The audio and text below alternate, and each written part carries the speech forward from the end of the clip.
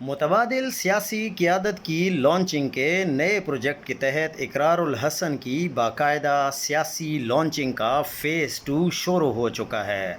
عنقریب آپ دیکھیں گے کہ پاکستان کے کرکٹر شاہد خان آفریدی بھی ان کو جوائن کریں گے، اور کچھ ہی عرصے میں آپ کو یہ خبریں بھی ملنا شروع ہو جائیں گی کہ جواد احمد کو بھی ان کے ساتھ ایڈجسٹ کیا جائے گا۔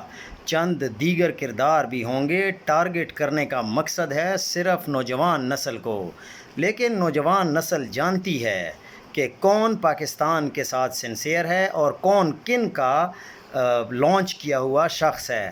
شاہد آفریدی کا سب کو پتہ ہے، اور اقرار الحسن کا بھی سب کو پتہ ہے۔ شاہد آفریدی ہمیشہ عمران خان کے خلاف رہے ہیں، اقرار الحسن ہمیشہ عمران خان کے خلاف رہے ہیں۔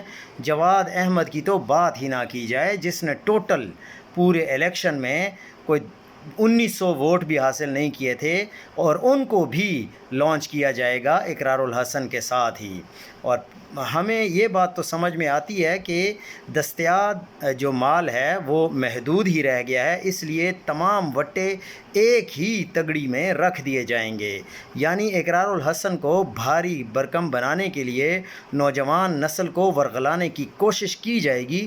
لیکن سوال ہی پیدا نہیں ہوتا کہ نوجوان نسل عمران خان کے ہوتے ہوئے کسی دوسرے کی طرف دیکھ بھی لیں۔